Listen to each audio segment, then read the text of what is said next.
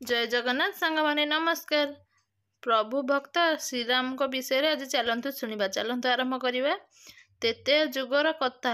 ଅଯୋଧ୍ୟା ରାଜା ଦଶରଥଙ୍କର ପୁତ୍ର ଶ୍ରୀରାମ ଓ ଲକ୍ଷ୍ମଣ ଗୁରୁ ବିଶ୍ୱାମିତ୍ରଙ୍କ ନିକଟରେ ନାନା ଅସ୍ତ୍ର ଶସ୍ତ୍ର ଶିକ୍ଷା ଲାଭ କଲେ। ଏହି ସମୟରେ ସେ ଘୋର ଜଙ୍ଗଲରେ ଅନେକ ରାକ୍ଷସ ଓ ରାକ୍ଷସୀଙ୍କୁ ବଧ କଲେ। ଏହାପରେ ଅଯୋଧ୍ୟା ଫେରିବା ବାଟରେ ଗୁରୁଙ୍କ ଆଦେଶ କ୍ରମେ ଶ୍ରୀରାମ ଶିବଧନୁ ଭାଙ୍ଗି ମିଥିଳା ରାଜକନ୍ୟା ସୀତାଙ୍କୁ ବିବାହ କରି ନିଜ ରାଜ୍ୟକୁ ଲେଉଟି ଆସିଲେ। ଦିନେ ରାଜା ଦଶରଥ ଶ୍ରୀରାମଙ୍କୁ ରାଜ୍ୟଭାର ଅର୍ପଣ କରିବା ବିଷୟରେ ଜଣାଇ ଦେଲେ। ଏହା ଶୁଣି ସାରା ରାଜ୍ୟବାସୀ ଅତି ଆନନ୍ଦିତ ହେଲେ। କିନ୍ତୁ ସେହି ମଙ୍ଗଳମୟ ମୁହୂର୍ତ୍ତ ଆଉ ଆସିଲା ନାହିଁ। ସବୁଆଡ଼େ ଦୁଃଖର କଳାବାଦଲ ବିଛାଡ଼ି ହୋଇଗଲା।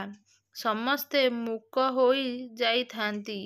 ସେହି ଅଶୁଭ କଥା ଶୁଣି କଥା ହେଲା, ରାମଙ୍କୁ ସର୍ବାଧିକ ଭଲ ପାଉଥିଲେ ମଝିଆ ରାଣୀ କୈକେୟୀ।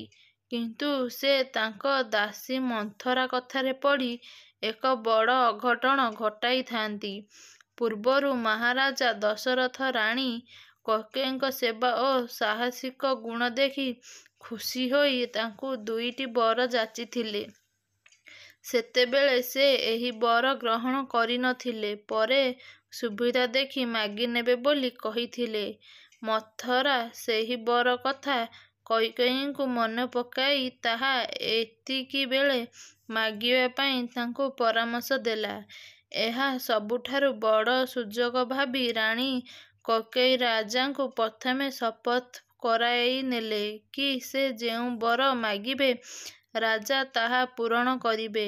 ରାଜା ତ୍ରିବାର ସତ୍ୟ କରିବାରୁ ରାଣୀ କୈକେୟୀ କହିଲେ, ପ୍ରଥମ ବରଟି ହେଉଛି ରାମ 14 ବର୍ଷ ବନବାସ ଯିବେ ଓ ଦ୍ୱିତୀୟ ବରଟି ହେଉଛି ତାଙ୍କ ନିଜ ପୁତ୍ର ଭରତ ଅଯୋଧ୍ୟାର ରାଜା ହେବେ।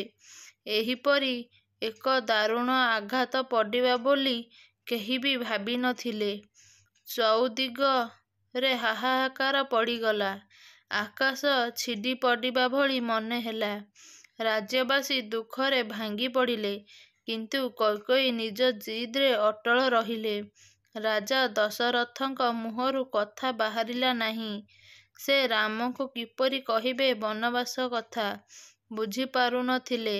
ଏତେ କଥା ଦେଖି କୈକେୟୀଙ୍କ ହୃଦୟ ତରଳିବା ତ ଦୂରର କଥା, ବରଂ ସେ ବେଶୀ ନିର୍ଦୟ ହୋଇପଡ଼ିଲେ। ତୁମେ ଯଦି ରାମଙ୍କୁ ବନବାସ ଯିବାକୁ କହିପାରୁନାହଁ, ତେବେ ମୁଁ ସେ କଥା କହିଦେଉଛି। ଏକଥା ଦଶରଥଙ୍କୁ କଟା ଘାରେ ଚୂନ ଦେବା ଭଳି ଲାଗିଲା। ନିଜେ ରାମ ଏହି କଥା ଶୁଣି ହସ ହସ ମୁହଁରେ କୈକେୟୀ ମାତାଙ୍କୁ ଅଭିବାଦନ ଜଣାଇଲେ ଓ ଆଶୀର୍ବାଦ ନେଲେ। ମାତା କୌଶଲ୍ୟା ଓ ସୁମିତ୍ରାଙ୍କଠାରୁ ପିତୃସତ୍ୟ ପାଳିବାକୁ ଆଜ୍ଞା ଆଣିଲେ। ସେତେବେଳକୁ ଦଶରଥ ମହାରାଜ ଏକ ପ୍ରକାର ମୂର୍ଚ୍ଛା ଯାଇଥାନ୍ତି। ରାମ ତାଙ୍କଠାରୁ ଶେଷ ବିଦାୟ ନେଇ ବନକୁ ବାହାରି ପଡ଼ିଲେ। ହେଲେ ଅତି ସ୍ନେହର ଅନୁଜ ଲକ୍ଷ୍ମଣ ଓ ବଡ଼ କାକୁତି ମିନତି ହୋଇ ସାଙ୍ଗରେ ଯିବା ପାଇଁ ଅନୁମତି ମାଗିଲେ। ରାମଚନ୍ଦ୍ର ସାନ ଭାଇ ଲକ୍ଷ୍ମଣଙ୍କୁ କିପରି ବୁଝାଇବେ ତାହା ଭାବି ପାରୁନଥିଲେ। ଆହୁରି ଗୋଟିଏ କରୁଣ ଦୃଶ୍ୟ ଦେଖିବାକୁ ମିଳିଲା।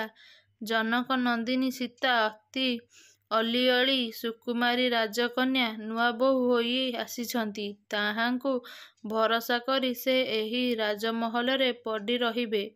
ସେ ମଧ୍ୟ ସ୍ୱାମୀଙ୍କ ସହିତ ବନବାସରେ ବାହାରିଲେ। ଏହି ହୃଦୟ ବିଦାରକ ଦୃଶ୍ୟ କିଏ ବା ଦେଖି ସହିବ? ସେତେବେଳକୁ ଅନ୍ୟ ଦୁଇ ଭାଇ ଭରତ ଓ ଶତ୍ରୁଘ୍ନ ତାଙ୍କ ମାମୁଁଙ୍କ ଘରେ ଥାଆନ୍ତି। କୈକେୟୀଙ୍କଠାରୁ ତୁରନ୍ତ ଖବର ପାଇ ଆସି ପହଞ୍ଚି ଦେଖିଲେ ପିତାଙ୍କର ସ୍ୱର୍ଗବାସ ଓ ଭାଇମାନଙ୍କର ବନବାସ। ସେତେବେଳକୁ ପ୍ରଭୁ ଶ୍ରୀରାମ, ଭାଇ ଲକ୍ଷ୍ମଣ ଓ ସ୍ୱାମୀ ସୁହାଗିନୀ ସୀତା କର୍ତ୍ତବ୍ୟ ପଥରେ ଆଗେଇ ଯାଇଛନ୍ତି। ପିତାଙ୍କ ଶବ ସଂସ୍କାର ସାରି ଭରତ ବାହାରି ପଡ଼ିଲେ ଭାଇଙ୍କୁ ବନରୁ ଫେରାଇ ଆଣିବା ପାଇଁ। କିନ୍ତୁ ରାମ ପିତୃସତ୍ୟ ପାଳନ କରିବା ପାଇଁ ବାଧ୍ୟ ନ ଦେବାକୁ ଭରତକୁ ବୁଝାଇଲେ। ଶେଷରେ ଭରତ ରାମଙ୍କ ପାଦୁକା ଧରି ଫେରିଲେ। ତାହାକୁ 14 ବର୍ଷ କାଳ ସିଂହାସନରେ ସ୍ଥାପନା କରି ରାମଙ୍କ ପ୍ରତିନିଧି ଭାବରେ ରାଜ୍ୟ ଶାସନ କଲେ। ଏହି ଷ୍ଟୋରିରୁ ଆପଣମାନେ କ'ଣ ଶିକ୍ଷା ଲାଭ କଲେ?